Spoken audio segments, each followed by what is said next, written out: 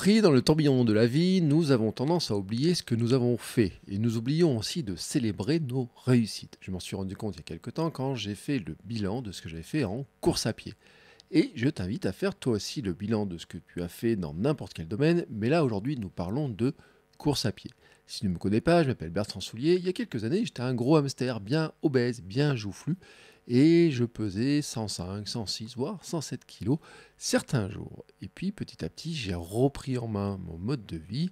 J'ai mangé mieux, je me suis remis à faire du sport. Petit à petit, ça allait mieux, je me suis mis à courir. Et là, j'ai commencé à enchaîner les courses. Et des courses, j'en ai fait sur tous les terrains. J'en ai fait des plus ou moins courtes, plus ou moins longues. Et puis j'ai fait du vélo, j'ai fait d'autres sports.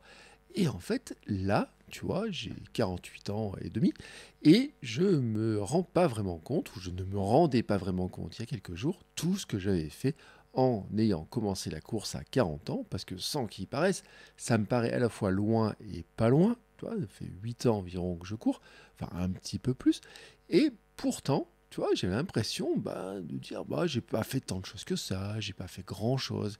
Finalement, est-ce que tout ce que je pense avoir fait, je l'ai réellement fait? Puisque quelque part, je n'ai plus qu'un souvenir. Alors oui, derrière, là, ici, là, tu vois des dossards, tu vois quelques dossards, il y a quelques médailles, mais en fait, ce sont quelques dossards parmi tant d'autres. Et en fait, pour arriver à un petit peu mieux visualiser tout ce que j'ai fait, j'ai décidé de coller des photos en plus des dossards. Tu vois. Donc là, il y a mon diplôme ici, par exemple, de préparation mentale. Donc il y a différents dossards, notamment tu vois des dossards qui sont marathon, dossards de semi-marathon. Tu vois un dossard aussi d'une course qui s'appelle la IOTA. La casquette que tu vois, c'est le Gravelman, donc ce sont des courses vélo. J'en ai fait deux, hein, dont Paris-Deauville 350 km. Et tu vois, tout ça, en fait, quelque part, oui, ça fait des petits éléments. Alors, tu peux penser que c'est de la décoration. Moi, j'ai décidé de m'en servir comme élément de motivation. Tu vois, me placer devant, regarder ça et me dire, ouf, c'est vrai que j'ai fait tout ça. Et c'est vraiment vrai que j'ai fait tout ça. Tu vois, c'est vraiment vrai que j'ai fait tout ça. Quand j'ai un doute, quand je veux te donner des conseils, quand j'enregistre mes épisodes de podcast, quand je fais des programmes, quand j'imagine des programmes pour t'aider à courir, pour t'aider à bouger, pour t'aider à te sentir mieux, pour mieux dormir, pour mieux manger, pour perdre du poids, pour courir tes premières courses, parfois, tu sais, je suis pris de questionnements en me disant, est-ce que je peux vraiment donner ce conseil-là, sur quoi il s'appuie? Et donc là, l'idée, c'est de me mettre devant ce mur et puis de regarder un peu ce que j'ai fait et me dire, oui, mais tu as réellement fait les choses dont tu parles et tu as réellement réussi des choses que les personnes qui t'écoutent, qui te suivent dans mes podcasts, par exemple, notamment Kilomètre 42, Sport et Nutrition, Retrouve la forme, et ben en fait, ils veulent faire la même chose que toi. Voilà, ils veulent faire la même chose que toi. Donc, tu es légitime, tu peux expliquer comment tu as fait. Alors, je ne dis pas qu'en fait, je peux expliquer tout ce que j'ai fait exactement à tout le monde, parce qu'il y a beaucoup de choses, mais sur des points précis, je peux expliquer comment je suis passé d'un point A à un point B. Le truc, par contre, c'est que j'avais un petit peu omis de visualiser, de garder en tête en fait certains points de passage dans tout ça. Parce qu'en fait, des points A et des points B, il y en a eu un paquet. Et ce que je voulais faire aujourd'hui, c'était te partager quelques photos que je vais imprimer dessus, que j'ai imprimé et que je vais coller dessus dans quelques jours. Mais en fait, ce que j'ai fait, c'est que tu vois, j'ai imprimé des photos type Polaroid, hein, je sais pas que ça ne pas trop. Et l'idée, en fait, c'est de te partager, je crois que j'en ai pris 12, tu vois, 12 moments. Alors je vais le faire très vite, hein, rassure-toi, qui ont été vraiment marquants pour moi. Des moments qui ont été vraiment marquants et on peut dire qu'il y a eu un avant et un après. Et j'espère que ça te montrera en fait que si toi tu as des doutes, si tu te demandes si tu vas arriver à courir par exemple, si tu n'y arrives pas, si tu as un doute sur le fait de faire une course, tu vas te dire écoute, c'est vrai que d'autres sont passés par là et moi je voudrais te montrer que je suis passé par là. Alors on est parti, première photo. Tac, celle-ci. C'est mon premier trail. Alors, ce premier trail, il date en 2016. L'anecdote, vraiment, je te dis, c'est que je cours depuis pas très longtemps. Ça fait, je dois peser 95 kilos peut-être sur cette photo-là. J'ai repris le fitboxing. Enfin, j'ai commencé le fitboxing. Je découvre le fitboxing, je découvre le HIIT. J'ai perdu du poids, mais bon, à ce moment-là, tu vois, j'ai commencé à essayer de courir un petit peu l'été dernier en faisant de l'alternance course-marche. Bon, j'avais pris un peu de plaisir. J'ai commencé à reprendre du plaisir après des années sans faire de sport et un abandon de la course à pied bien longtemps avant. Et mon prof, de HIIT et de kickboxing me dit: «Est-ce que tu ressens, des sensations? Est-ce que ça il y a quelque chose qui change dans ton quotidien?» Et il me dit: «Est-ce que tu allais courir ou voir des choses?» Et alors donc j'étais allé courir pendant l'hiver et je m'étais rendu compte que je courais mieux quand même, tu vois? Je courais mieux et donc il y a cette course pas très loin de la maison. Je me dis: «Bah, pourquoi ne pas me mettre l'objectif de courir une course pour voir ce que ça fait?» J'ai couru des courses dans mon enfance, j'avais fait des crosses, j'avais des souvenirs de courses que j'avais pu faire, mais ça faisait, ouais, combien de temps, depuis, mes 15 ans, tu vois? Ça faisait peut-être plus de 35 ans, 30 ans que j'avais pas fait de course, tu vois? Vraiment. Et donc, je décide de m'inscrire à cette course-là. Sauf que, en fait, les jours qui précèdent, tu vois, il y a un stress et je suis persuadé que je n'arriverai jamais à finir cette course-là. Cette course-là, c'est un trail qui fait 13 kilomètres avec du dénivelé. C'est sur les terrains que je connais, là où je vais courir régulièrement, et je suis persuadé que je ne finirai jamais cette course. La veille, quand je vais chercher mon dossard, je dis à l'ordinateur, je dis: «Et si jamais j'y arrive pas, qu'est-ce qu'on fait?» Je passe, la course passe devant la maison, je poserai le dossard, je donnerai ça à un bénévole et moi je rentrerai à la maison, j'y reviendrai chercher la voiture plus tard. Et là, il m'a dit un truc, il m'a dit: «Mais non, bien sûr, tu vas y arriver, ça va bien se passer, on est tous passés par là» et cetera et tout. Bon, dans les faits, j'avais toujours cette peur-là. Alors la veille, tu vois, je me suis dit: «Il faut que j'achète du matériel, il faut que j'aille prendre de quoi boire, tu vois, tout. Il faut que j'achète des nouvelles chaussettes, il faut que j'ai des chaussures spécifiques pour le trail». Donc tout ça, tu vois, j'ai mis tout ça en place. J'avais plein de craintes et puis j'ai une ancienne collègue qui m'a dit: «Écoute, moi qui courais, il m'a dit: «Si tu veux, je viens avec toi et on va le faire ensemble» et donc on est partis ensemble et à l'arrivée, en fait, de cette course que j'ai bien terminée, tu vois, je fais cette photo-là et dans cette photo-là, tu vois, elle exprime énormément de fierté. Dedans, il y a la fierté que j'ai de me dire: «Oh, je suis capable de courir 13 kilomètres. Je suis capable de le faire, je suis capable de faire mon premier trail» et en fait, c'est vraiment il y a un avant et après. C'est un gros changement cette histoire-là, parce qu'à partir de là, bah, je me rends compte que j'en suis capable et je me prends un petit peu, au goût de dire: «Je veux recommencer, je veux revivre ce genre de sensation». Deuxième photo a été prise quelques mois après et là, tu vois, la date elle est importante, c'est le 2 octobre 2016. 2 octobre 2016, c'est le jour de mon anniversaire et c'est pas n'importe quel anniversaire, c'est mes 40 ans, en fait. C'est le jour de mes 40 ans. Traditionnellement, pour mes 40 ans, tu sais, c'était on va manger des pizzas, on fait un gros repas, je m'achète, un jeu vidéo, une console selon les années, des vêtements, tu vois? Des choses comme ça et tout. Et pour cette année-là, j'avais décidé de m'offrir en fait, une course, un 10 kilomètres. Alors, 10 kilomètres de courir à Clermont, qui est la course la plus populaire dans les rues de Clermont-Ferrand. Tu vois, là, je vois en plus d'ailleurs quand c'est amusant sur cette photo-là, il y a des traces, tu vois? Par exemple, il y a, ma montre, tu vois? Mon ancienne montre, ma montre Withings qu'on t'aimait pas. À l'époque, tu vois? J'ai pas beaucoup de matériel ou quoi que ce soit, mais je décide de m'inscrire sur cette course-là et en y allant un peu, en découvrant, tu vois? J'ai fait un premier trail, j'avais goûté à d'autres trucs comme ça, mais là, c'est ma première course sur route depuis bien longtemps et alors, il y a eu une ambiance qui était vraiment extraordinaire.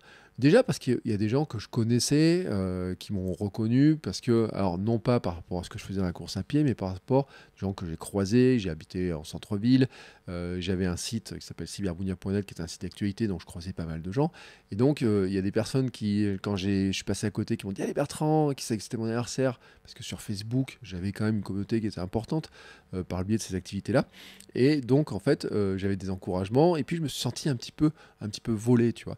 On était partis à la fin, tu vois, un petit peu à la fin avec ma femme et on avait dit: «Bon, on va courir ensemble un moment, puis ensuite on va courir chacun à son allure» et donc là, il y a eu toute une partie de la course où je me sentais volé, tu vois? Je me suis dit: «Oh, ouais, c'est incroyable de courir avec autant de monde, l'ambiance, tu vois, la masse de tout le monde qui court et tout et cetera» et donc après, donc j'ai terminé la course. Je me rappelle pas de mon temps, soyons honnêtes, je me rappelle pas de mon temps, et à la fin, après, j'ai eu le temps de revenir, sur le chemin pour aller chercher ma femme pour l'accompagner jusqu'à elle aussi à la ligne d'arrivée et donc c'est un super souvenir, tu vois? Mais vraiment un très, très bon souvenir et c'est aussi très symbolique parce que, tu vois, fêter mon anniversaire et mes 40 ans de cette manière-là, c'était un truc que je n'aurais jamais imaginé quelque temps avant.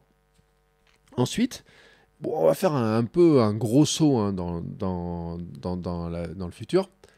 Tac, mon premier marathon et là, c'est le 14 avril 2019. 2019. Alors, il y a beaucoup de changements dans cette photo. Déjà, c'est que j'ai augmenté mon volume de course. Euh, Entre 2016 et 2019, il s'est passé, j'ai commencé à courir, j'ai continué à faire du fitboxing, j'ai continué à faire du hit, j'ai fait de la natation, j'ai continué à perdre du poids. Et vraiment, tu vois, sur cette photo-là, en fait, c'est pas là où je suis le plus léger par rapport à ma perte de poids, mais pas très loin.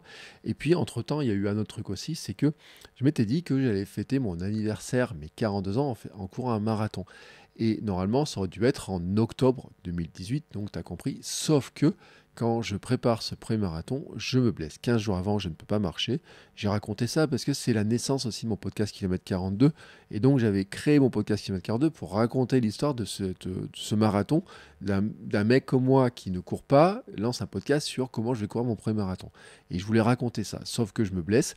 Et donc, tout tombe un petit peu en vrac.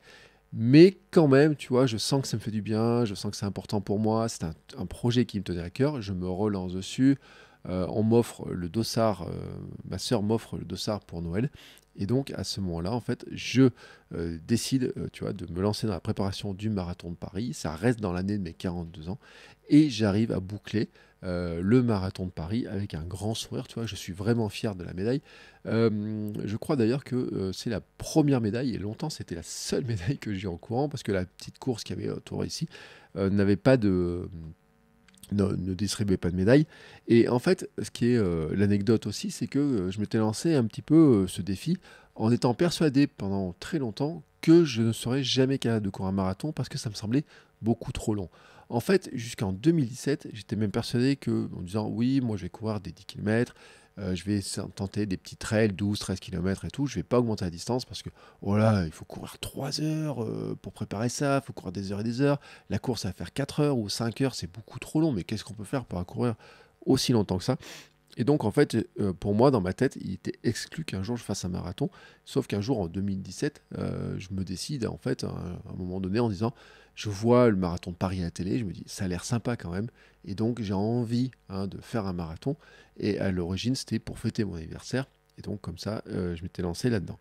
Mais après, tu verras que ce détail, en fait, il n'est pas anodin, parce que plus tard, en fait, cette histoire de temps, de durée, tu vas comprendre, ça va revenir. Ensuite, ça, c'est quelques mois après, c'est swimrun. Et en fait, alors là, c'est un truc que je pensais jamais faire. Parce que là encore, c'est un truc. Je savais même pas que ça existait en fait, un swimrun. Le swimrun, tu sais, c'est un mélange entre de la course et de la natation. En fait, là, on était parti en courant, en court genre de 100 mètres. On nage dans un lac, 200, 300 mètres. On ressort de l'eau, on recourt, on renage, on recourt, on renage. Et en fait, on nage avec les baskets. On a une bouée, tu vois, une sorte de pool, enfin un poolboy, une sorte de bouée pour nous aider. On est en équipe, tu vois, donc là c'est l'ami Hermano. Et Hermano, en fait, l'anecdote, c'est que c'est grâce à la course à pied que je l'ai rencontré. Parce qu'en fait, il a commencé à m'envoyer des messages en écoutant Kilomètre 42. Puis lui, il a fait du triathlon. Il a fait d'autres marathons à ce moment-là. Et en fait, je l'invite dans mon podcast pour lui demander des conseils, pour dire, bah tiens, quels sont les conseils que tu me donnerais pour préparer mon marathon? Et donc, on a sympathisé. Et un jour, il m'a proposé donc de faire ce swimrun. Et donc, c'est la première fois que je le rencontre. Vraiment, la première fois, tu vois, que je le rencontre. Euh, et ce jour-là, sincèrement, la natation, c'était terrible. J'ai l'impression, comparé à lui qui nage extrêmement bien, moi je nage comme une pierre, tu vois, j'avançais pas. Quand je l'ai vu commencer à nager, puis moi à côté, je me suis dit, oh là là, c'est la catastrophe. Mais c'est vrai que c'est un super souvenir parce que déjà, c'est un vrai, très belle rencontre. C'est un moment de partage qui est incroyable. Alors, Hermano, après, je l'ai vu sur son défi Agrippa quand il a traversé la France en courant et en nageant, format swimrun. Je l'ai reçu dans plein de podcasts. On a même fait des épisodes, des vidéos ensemble. On a fait des choses comme ça. Et tu vois, ce swimrun, en fait, il m'a prouvé que même si je nage pas très bien, je suis capable de faire un peu de nager. Voilà, je vais pas aussi vite que j'aimerais. Je m'entraîne pas pour arriver à nager vraiment bien, mais j'aimerais un jour le faire. Et c'est à ce moment-là que je me suis dit, bon, peut-être qu'un jour, je pourrais faire autre chose que juste courir et ajouter d'autres sports. Et en fait, c'est pour ça que cette photo-là, elle est importante et sans qu'il y paraisse, pour quelqu'un qui nage pas très bien comme moi, tu vois, la durée de natation était longue, hein. Je crois qu'il y avait 3,2 km de natation. Euh, le temps est long, tu vois, le temps est long, hein. La phase la plus longue, c'était 1,6 km, tu vois, à nager, à traverser le lac et tout. Ouh là là, qu'est-ce que c'était long. Ensuite, cette photo-là, c'est le 496 challenge. Alors je me rends compte qu'elles sont peut-être pas trop dans l'ordre, etc. Ça, en fait, c'est le dernier jour de ce challenge. Alors ce challenge, en fait, c'est quoi? C'est un Anglais qui avait lancé l'idée de dire, bah, si on court 1 km le 1er janvier, 2 km le 2 janvier, 3 km le 3 janvier, et ainsi de suite, à la fin, ce qu'on a couru, nos 31 km du 31 janvier, on a couru 496 km sur le mois. Alors tu comprends bien que là, il y a un petit phénomène d'accélération qui se passe. C'est-à-dire que le premier jour, 1 km, ça va vite, 2 km, ça va vite. Jusqu'au semi-marathon, ça va. À partir du semi-marathon, tu te mets à courir un semi-marathon et plus à chaque jour. Hein, ça s'ajoute. Et il y a une semaine où j'ai couru 195 km, ce qui est mon record. À l'époque, j'avais jamais couru autant. Je n'ai jamais recouru autant dans une semaine. Et là, c'est vraiment mon record. Et en fait, je me suis rendu compte que en le faisant tranquillement, en faisant doucement et tout, bah, notre corps a des capacités qui sont vraiment incroyables et vraiment hallucinantes. Et en fait, là, tu vois, j'étais allé faire ce jour-là un tour parce que il fallait que je cours 31 km pour trouver un parcours intéressant, tu vois, ne pas trop tourner en rond. Ce que j'ai fait, c'est que je m'étais dit, je vais aller courir dans des endroits qui comptent pour moi. Donc, je vais aller courir. Je suis parti de la maison, je suis allé courir là où j'ai habité quand j'étais petit, là où j'ai fait du sport, mon ancienne école, collège, là où j'ai fait cette photo, où en fait je suis super fier, tu vois, je trouve que graphiquement il y avait des décors, tu vois, des trucs comme ça et tout, j'aime bien cette photo. Cette photo, je l'ai même longtemps utilisée comme étant en fait une photo de profil, tu vois, sur mes comptes. Et en fait, il y avait vraiment encore là, une fois, un avant, un après, en me disant, bah ça, je ne me pensais pas capable de le faire quand je me suis lancé dans le défi. Au début, c'est un truc un peu fou, on verra jusqu'où je vais aller. Et en fait, c'est là où je me suis rendu compte que j'étais capable d'aller vraiment jusqu'au bout. Et je suis arrivé au bout. Ensuite, autre photo. Et là, on repart un jour de mon anniversaire. Tiens, tac. Là, c'est quand j'ai couru le 24 heures. Alors, il se trouve en fait que bah, il n'y a pas beaucoup d'écart avec la photo précédente. Euh, Ce 24 heures, en fait, là encore, ça fait partie des courses. Je ne savais pas que ça existait à 24 heures quand j'ai commencé à courir. Tu vois, et je te disais, bah moi, je pensais même pas être capable de courir déjà 13 km. Après, je me dis, courir un marathon, ça va être trop long. Et donc, je finis par courir un marathon. Et donc là, je me lance dans un 24 heures. Sur 24 heures, j'ai couru 137 km. Et il se trouve que, là encore une fois, c'était un jour d'anniversaire. Alors, le départ était le 1er octobre et l'arrivée était le 2 octobre, donc le jour de mon anniversaire. Et donc, bah, c'était fêté, c'est un moyen de le fêter d'une manière extraordinaire. D'autant que j'ai calculé que des courses qui auront lieu le jour de mon anniversaire, bah, en fait, il fallait que j'attende 13 ans pour que ça retombe un dimanche potentiel. Enfin, ou alors il faut que j'organise ma propre course un jour de semaine pour pouvoir le faire. Donc, je trouvais que c'était symboliquement super intéressant. Et tu vois, ça, c'est la distance en course que j'ai couru le plus. Je ne pensais pas que ce format existait, je ne savais pas que ça existait quand j'ai commencé à courir. Et pourtant, tu vois, je suis arrivé là. Et en fait, ce qui est intéressant, c'est que je suis passé de je ne pense pas être capable de courir un 13 km, mon premier trail, à quelques années plus tard, je me rends compte, j'arrive à courir 137 km, j'arrive à courir à 24 heures. Et en fait, surtout, c'est que j'étais persuadé, avant même le début de la course, que j'arriverais à passer le cap des 100 km. C'est-à-dire que je suis passé de je n'arrive pas à faire 13 km à oui, je vais arriver à faire 100 km et on verra ce qui va se passer au-dessus. Voilà. Donc c'est pour montrer quand même le changement qu'on peut avoir dans la tête et c'est pour ça que j'avais choisi cette photo-là. Ensuite, cette photo, c'est le semi-marathon de Vichy. Alors cette photo est plus récente, peut-être maintenant 2 ans quand même. Oui, elle a 2 ans. En fait, c'est mon record ce semi-marathon, tu vois, donc j'ai un bon sourire, une belle tête, etc. Et en fait, il se trouve que ce jour-là, c'est une course que j'ai gérée d'une manière totalement surprenante et où j'ai commencé à tester des nouvelles stratégies. Et ces nouvelles stratégies, c'est une stratégie que j'aime bien appliquer, c'est-à-dire que je suis parti extrêmement vite au départ parce qu'il fallait éviter un moment, un goulet d'étranglement, tu vois, et tout. Et puis, au bout d'un moment, je me suis rendu compte que je pouvais stabiliser ma vitesse, donc j'ai stabilisé ma vitesse. Et puis, par moment, en fait, je me suis mis à marcher. J'ai commencé à marcher, notamment sur tous les ravitaillements, Pourquoi? Le but était pour moi en fait de pouvoir faire le vrai ravitaillement, de, prendre de l'eau tranquillement, d'avoir le temps de mâcher un peu, puis de repartir, ça baisse le rythme cardiaque et c'est là où j'ai commencé vraiment à me dire que je pouvais battre mes records, de course en faisant de l'alternance course-marche, en ayant ça comme stratégie. Je l'avais déjà testé auparavant sur, par exemple, un challenge, je devais courir 10 kilomètres en 50 minutes et où, j'étais pas super en forme, tu vois, pour le faire.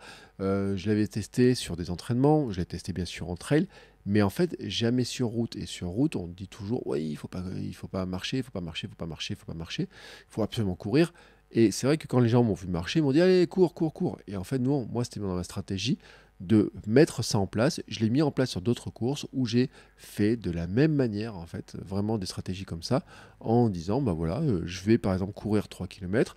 Après, je vais courir 900 mètres, marcher 100 mètres, faire ça pendant 5, 6, 7 kilomètres, et puis le dernier kilomètre, je vais remettre à courir, et ça me fait un 10 kilomètres comme ça que j'arrive à faire.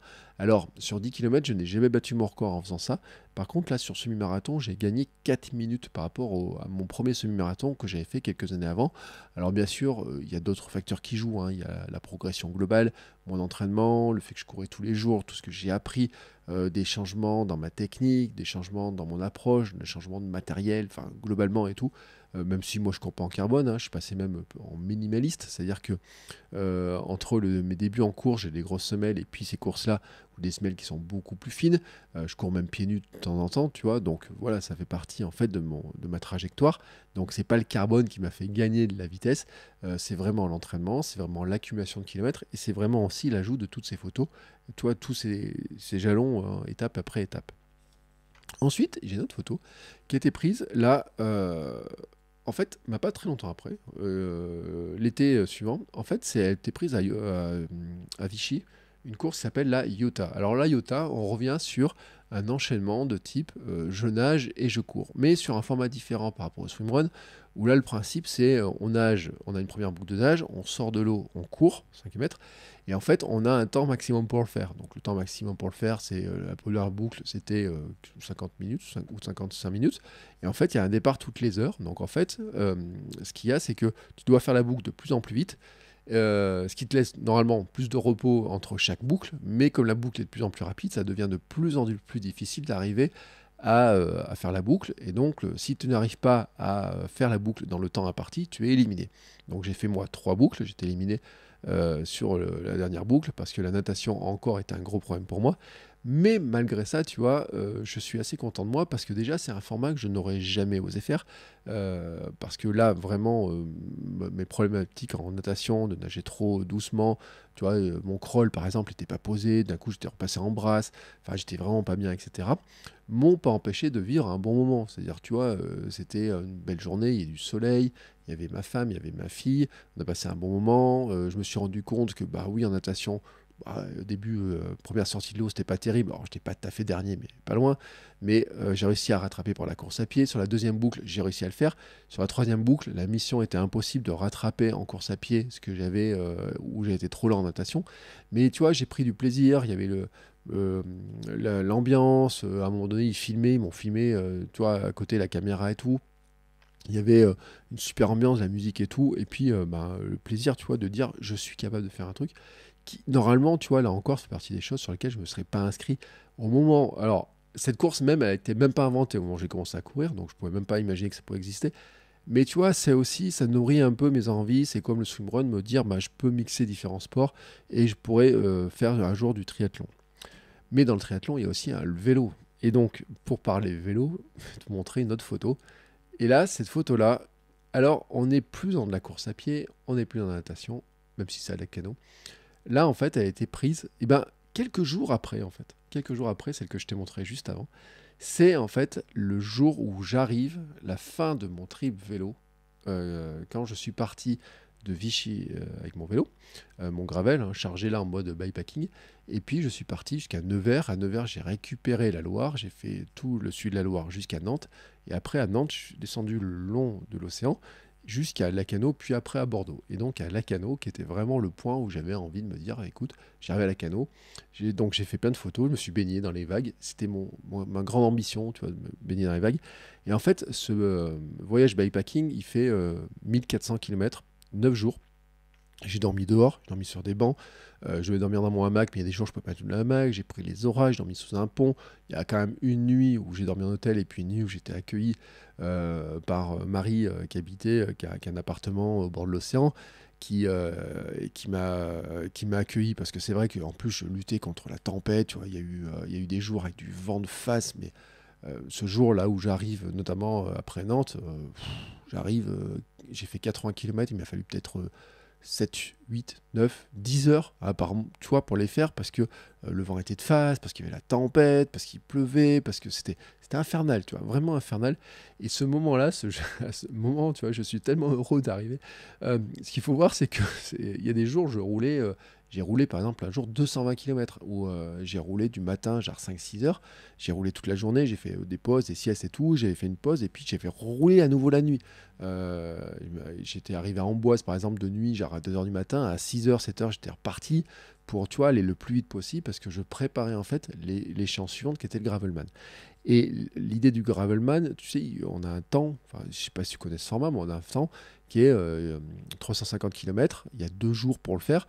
Et donc, tu te dis, si tu coupes en deux, il faut faire 180 km par jour. Donc, mon défi, c'est de me dire, dans mon projet bikepacking, je vais faire au minimum 180 km par jour, mais le faire sur plusieurs jours d'affilée pour m'entraîner à toutes les échéances potentielles. Donc là, j'ai tout vu, hein, la flotte, le vent, dormir dehors, le froid, rouler dans la gadoue. J'ai même roulé à un moment donné, tu vois, au niveau de la Loire, dans du sable. Enfin, vraiment tout, tu vois, j'ai tout pu tester. Et là, j'arrive sur cette journée-là, il y avait une belle journée, tu vois, enfin du soleil et tout, c'était vraiment super agréable. Parce qu'il y a vraiment de la galère, hein. J'ai dormi au Sable d'Olonne, j'ai dormi dans la forêt, il y avait la tempête, j'ai dormi dans la forêt pour être à l'abri du vent, de la pluie et tout, j'ai dormi en lisière de forêt, tu vois, enfin, vraiment tous des trucs comme ça.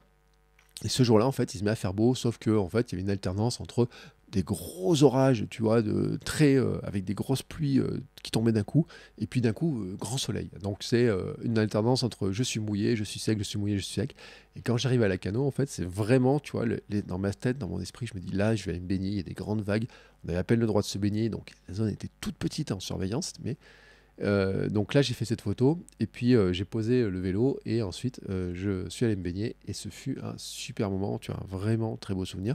Et après, donc il me restait quand même, j'ai fait une petite pause, j'ai repris mon chemin, je suis jusqu'à Bordeaux. À Bordeaux, j'ai dormi dehors et puis je suis rentré ensuite en train à la maison, même si au départ mon projet était un peu plus long, mais j'avais plus le temps de le terminer parce que j'ai pas roulé encore aussi vite que ce que j'avais prévu. Ensuite, bah, quelques semaines après, là, c'est une photo justement à l'arrivée du Gravelman Paris-Deauville. C'est-à-dire que la photo que je t'ai montrée juste avant, elle me permettait de préparer cet objectif-là. J'avais, en fait, dans ma tête, à un moment donné, je m'étais mis autour de 2021, tu vois, j'ai commencé à recevoir des personnes autour du vélo, 2021-2022, notamment quelqu'un qui s'appelle Steven Le Yarrick. Steven Le Yarrick qui fait des aventures en vélo, et il organise des courses qui s'appellent Gravelman. Les Gravelman, le principe, c'est qu'il donne une trace avec des points où il faut suivre la trace, tu vois, et en disant, il faut passer à tel endroit, tel endroit. Mais moi, je faisais pas de vélo. Et donc, j'ai commencé à vouloir faire du vélo. Donc, la première année, j'ai commencé à vouloir préparer ça. Moi, j'avais un fixie, tu vois, donc même si j'avais transformé en vélo de vitesse, pour faire un Gravelman 150 bornes, c'est pas possible. Mais comment financer un vélo, c'était un peu compliqué. Et ma communauté qui écoute Kilomètre 42, la communauté du Hamsters Running Club, et là, je les remercierai, mais toujours, en fait, m'a fait le cadeau à Noël de m'offrir un vélo. Et donc, à partir de ce moment-là, j'ai commencé à m'entraîner. Et sur l'année 2023, donc j'ai reçu le vélo le 30 janvier 2023, j'ai commencé à m'entraîner tous les jours pour être capable de faire du vélo. Donc, ce qui s'est passé, c'est que l'objectif, c'était de finir un Gravelman. Et là, tu as la fin, tu vois, du projet Gravelman, c'est-à-dire le 5 ou 6 septembre. C'est la fin du projet Gravelman en tant que tel, puisque c'est le moment où je le réussis. Et dans le moment où je l'ai réussi, mais entre-temps, il y avait eu la photo que je t'avais montrée juste avant, où j'avais fait la Cano, et puis il aurait pu y avoir une autre photo qui était quand j'avais fait le Gravelman Auvergne, qui était un demi-Gravelman, tu vois. Mais en fait, entre le moment où j'ai vélo, le 30 janvier, je me suis mis à rouler tous les jours, j'ai fait le Half Gravelman, qui était au mois de mai. Après, j'ai fait mon projet, mon voyage bikepacking, et puis ensuite, donc, début septembre, voilà, ça c'était la concrétisation, en fait, du rêve que j'avais eu, qui était né, tu vois, 2 ans avant, de me dire, bah tiens, je vais faire de l'aventure à vélo, alors que pourtant j'ai pas de vélo, mais j'avais envie de faire cette aventure à vélo. Et là, en fait, c'est arrivé, c'est à Deauville, sur la grande plage Deauville, tu sais, et en fait, C'était galère. Franchement, je te garantis, c'était galère. La nuit dehors, il avait fait froid, j'ai crevé plusieurs fois, j'ai cassé ma roue de vélo, j'ai cassé une roue, oui, j'ai cassé la roue. Il a fallu faire des réparations. À peine la roue était réparée, qu'en plus je repars du magasin, la roue, je crève, et on se rend compte que le pneu en fait était totalement fichu de l'intérieur, donc il a fallu changer le pneu. Donc t'imagines vraiment la galère. Après, je dors donc dehors. Il faisait froid en fait. C'était le mois de septembre. En Normandie, il pleuvait beaucoup. On a eu beaucoup de gadous, etc. Et ce dernier jour, en fait, c'était vraiment galère. Et tu vois, je voulais arriver. Je voyais qu'il faisait beau. Et je me suis dit, si je me débrouille bien, en fait, j'aurai une belle récompense, c'est d'arriver à Deauville au moment où le soleil va se coucher. Dire, de voir la ville, tu vois, de voir Deauville, de voir la plage, de voir à quoi ça va ressembler. Et j'arrive, en fait, à Deauville. Et je vois le soleil qui est en train de se coucher. Et j'ai fait une accélération, mais hallucinante. Tu vois. J'ai roulé le plus vite possible dans les rues et tout, pour arriver, justement. Et donc, là, j'arrive, tu vois, le plus vite possible sur la plage à Deauville. Il y a le coucher de soleil, il y a les chevaux qui courent, il y a des gens qui font des photos. Et là, tu vois, je me dis, il faut que j'aille mettre les pieds dans l'eau. Donc, je vais mettre les pieds dans l'eau. Tu vois, je pose le vélo, je l'accroche comme je peux. Je me mets, tu vois, je me le traîne à côté de moi et tout. Et là, vraiment, tu vois, je suis super content. Et c'est vraiment l'aboutissement du moment où j'ai dit, oh, tu vois, tu lances un projet et tu arrives jusqu'au bout. Et en fait, j'avais pas de doute que j'arriverais à le faire d'une manière ou d'une autre. Je savais pas ce qui m'attendait, je savais pas comment je le ferais. Tu vois, il y avait plein de questions qui se posaient et tout dessus. C'était compliqué, tu vois, de monter ce projet parce que je connaissais rien au vélo, parce que les problèmes mécaniques, ça s'ajoutait les uns aux autres, tu vois, le moment où je casse ma roue, tout ça. Et puis, il y avait tout ce que j'avais dû tester, tu vois, et puis tout ce que j'ai mis en place autour du bikepacking. Mais j'ai découvert plein de choses grâce à ce projet.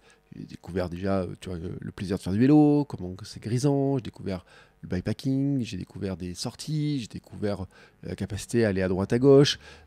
Sur un moment pour réparer mon défi, j'étais allé voir notamment aussi Hermano, tu vois, qui était sur son défi agrippage, j'étais allé le voir en vélo. Et donc ça me faisait j'ai roulé 150, 100, ouais, ou 160, 10 km pour aller le rejoindre, tu vois. Donc tout ça, en fait, ça a permis de créer plein de choses, tu vois, vraiment plein de choses. Et cette photo, c'est vraiment l'aboutissement, tu vois, de dire, ça valait le coup aussi parce que pour la vue, pour les souvenirs, tu vois, pour plein de choses. Il n'y a pas que tout ce qui s'est passé pendant la préparation, il y a aussi la récompense au moment où je fais cette photo-là. Ensuite, c'est l'avant-dernière photo, et celle-ci, elle compte tout particulièrement, c'est la photo du marathon, tu vois, j'ai marqué JO, Jeux Olympiques, du marathon pour tous. C'est l'arrivée du marathon pour tous. Et c'est l'été dernier, en fait. Et c'est vrai que ce marathon pour tous, donc c'est le marathon qui est organisé sur le parcours du marathon. Le départ est à 21 h, ou moins 22 h même, le soir du marathon olympique, donc les hommes, et le lendemain il y avait les femmes qui couraient. Donc on est sur le même parcours dans une ville de Paris avec les JO, tu vois. La veille, je suis allé en zone pour aller voir les grands écrans, tu vois. J'ai vu des, des sportifs, pas des sportifs, mais des supporters, tu vois, du monde entier. Il y avait une super ambiance sur Paris et tout. Et donc, le soir, donc, il y a la course.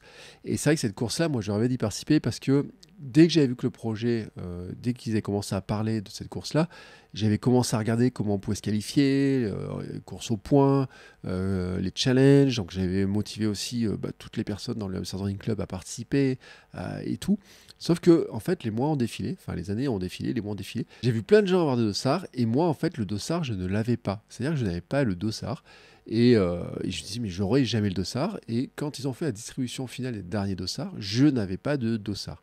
Et puis, 12-13 semaines avant le marathon, en fait, j'ai reçu un message en me proposant, en fait, un dossard, en disant, bah voilà, on te propose un dossard par rapport à ce que tu fais, par rapport à tout ce que je fais par rapport à Kilomètre 42, etc. Donc, on m'a proposé ce dossard-là, sauf que quand on me propose ce dossard, en fait, j'étais totalement démotivé.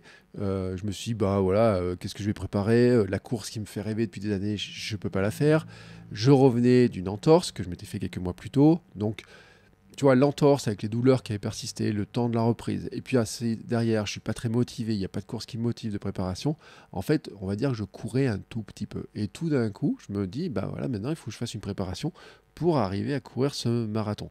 Et Le temps était court, il était même trop court par rapport à mon niveau de départ, parce que faire une préparation de marathon en 12 ou 13 semaines, si tu cours normalement, régulièrement, si tu cours 3 4 fois par semaine, et que tu fais déjà autour de 30 ou 40 km, tu peux faire une préparation de marathon en 12 semaines, normalement, j'ai envie de dire. Tu vois, c'est ce que j'avais fait notamment sur la préparation de mon premier marathon. Je m'étais rendu compte que ça passe. Et sur mon 24 heures, j'avais préparé mon 24 heures en 10 semaines parce que j'avais une base de préparation, de course, de tout ce que j'avais fait avant. Tu vois. Donc je sais que ça passe. Je sais que ça passe. Sauf que ça passe si tu as un entraînement régulier, si tu as un niveau de base, etc. Mais ça passe pas si tu l'as pas. Donc c'était vraiment une grande course contre la montre. En plus, il y avait des caractéristiques particulières, c'est-à-dire que c'était donc en plein été, courir le soir. Il y a une question sur la température, sur la capacité à bien s'hydrater. Alors là, ils avaient bien fait les choses, mais aussi, tu vois, la transpiration, le dénivelé, parce qu'il y avait beaucoup de dénivelé sur le parcours. Et donc, je suis allé courir, moi qui aime bien courir le matin, tu vois, j'allais courir tard le soir. On était parti en vacances avec ma femme et ma fille. Donc, il y a des soirs, je suis allé courir pendant qu'elles avaient mangé une glace sur le port, tu vois. Ou alors, je les rejoignais après. Enfin, voilà, j'ai fait des séances en partant à 20 heures, en partant à 21 heures, en courant jusqu'à minuit pour simuler, tu vois, le plus possible les conditions de la course. Et la course a été dure parce que j'étais un petit peu à court, tu vois, et un peu à court d'énergie. Mais à la fin, je suis content parce que je récupère ma médaille de champion olympique de mon monde, en fait. Toutes les photos que tu as vues là, en fait, c'était ma manière d'être, pour moi, champion du monde de mon monde. Mais là, celle-ci, en fait, c'est elle est unique en fait. Cette course-là, elle est unique. C'est-à-dire que les autres courses, en fait, on peut les refaire. C'est-à-dire que des 24 heures, il en existe, il y en a plusieurs chaque année. Des gravelman, tu peux t'inscrire, il y en a plusieurs chaque année. Des semi-marathons, il y en a partout. Des marathons, il y en a partout. Des courses de 5, de 10. Le trail, mon premier trail que j'ai refait plusieurs fois. Et même, tu vois, des fois, je me dis, est-ce que cette année, je pourrais pas le refaire? Mais ça, tu vois, tu peux le répéter. Mais ça, par contre, cette course-là était unique, en fait, elle ne réexistera plus, en fait, parce que Paris 2024, on ne reverra pas les Jeux à Paris. On ne sait même pas si d'autres Jeux Olympiques referont des courses comme ça, de ce type-là. Et donc, en fait, cette médaille-là, c'est un titre différent, tu vois, vraiment un titre différent. Et je dis, c'est ma manière à moi, tu vois, de dire, j'ai participé aux Jeux Olympiques d'une manière, tu vois, c'était pas en allant voir des compétitions, c'était en participant à cette course à ma manière. Et j'en suis vraiment très fier. Je sais la chance que j'ai eu de vivre ça. C'est un moment incroyable. Euh, et je sais aussi que ça sera un souvenir qui restera gravé, plus que le temps, plus que les difficultés.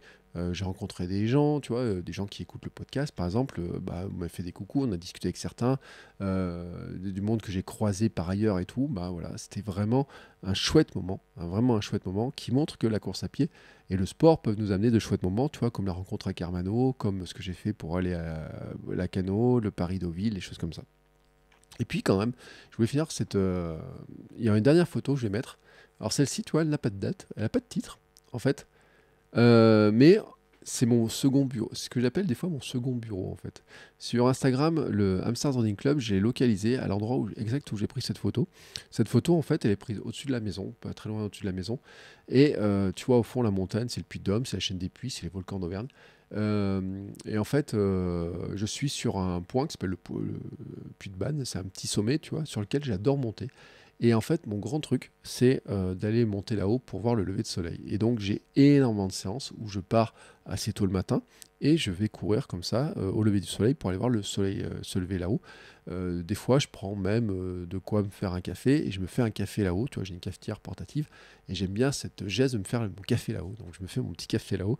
Ça fait partie des grands plaisirs de la course. Tu vois, pour moi, c'est une manière pour moi d'ajouter en fait un petit bout d'aventure. Tu vois, alors cette année, au 1er janvier, j'y suis allé le 1er janvier. Je suis parti très tôt le matin pour aller voir le lever de soleil là-haut. C'était ma manière de commencer, tu vois, les premières heures de 2025.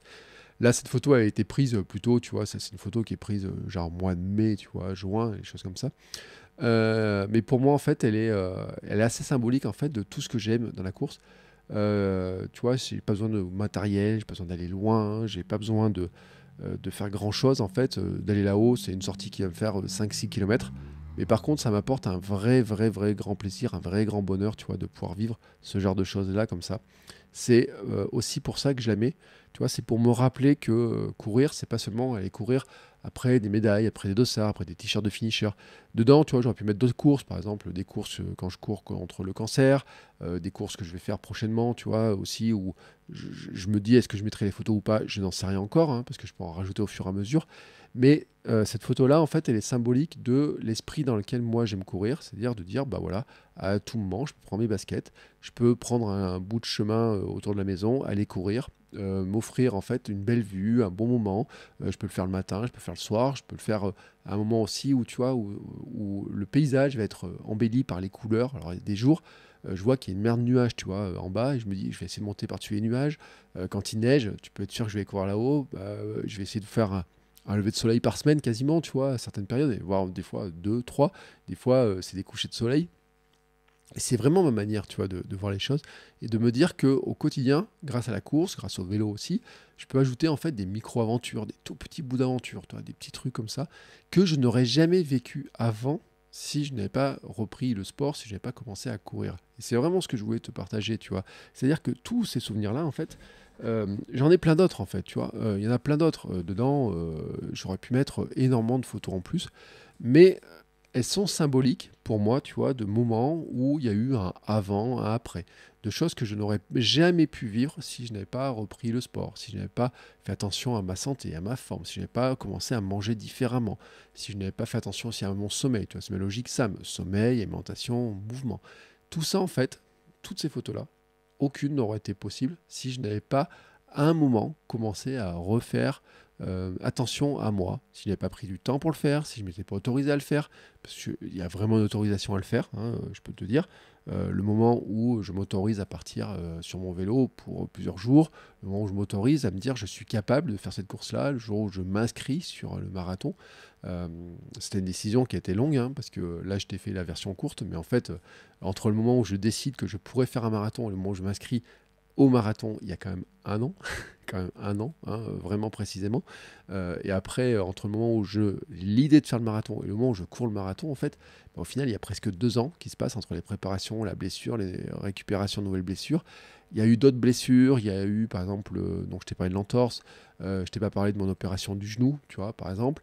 J'ai eu une sciatique, j'ai eu une hernie, j'ai eu des douleurs, j'ai fait beaucoup de choses pour être moins sédentaire, pour bouger plus. Et en fait, tous ces efforts-là sont réunis, tu vois, dans des souvenirs de ce type-là, en fait. Il y en a plein d'autres, des souvenirs comme ça, parce qu'il y en a plein qui sont gravés au fond de moi, au fond de mon cœur. Et en fait, surtout, ce que je voulais te dire, c'est que, je te l'ai dit au départ, c'est que quand je fais cette photo-là, en fait, cette photo n'est possible que parce que à un moment donné, j'ai eu cette envie, bien sûr, mais aussi bon, il faut pas mettre un petit coup de pouce aussi. Quelqu'un qui m'a dit, écoute, je viens avec toi, on va le faire ensemble et tout. Et moi, tu vois, à ma manière, avec ce que je fais, avec mes vidéos, avec mes podcasts, eh ben, j'essaye en tout cas d'être le coup de pouce qui peut t'aider, toi aussi, à te lancer, à progresser, à continuer à le faire, à t'accrocher, à te dire que tu peux faire des choses qui te semblent peut-être impossibles, mais c'est ma manière de voir les choses. En fait, j'ai envie que tu deviennes championne du monde de ton monde, c'est-à-dire que tu fasses des choses, quelque chose que tu n'as pas l'habitude de faire, quelque chose qui ne te semble pas facile à faire, mais qui ne semble pas impossible, mais que tu n'as jamais fait.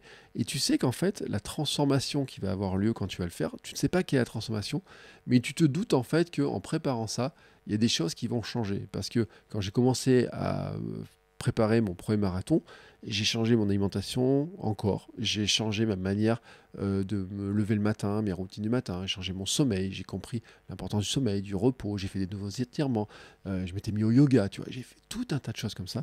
Et en fait, comme je te le dis, je pense en fait que ce genre de challenge, ce genre de défi, nous amène à nous transformer, nous apporte aussi des doutes, mais aussi beaucoup de confiance, nous amène à nous questionner sur ce que nous faisons, pourquoi nous le faisons, ce qui est important pour nous.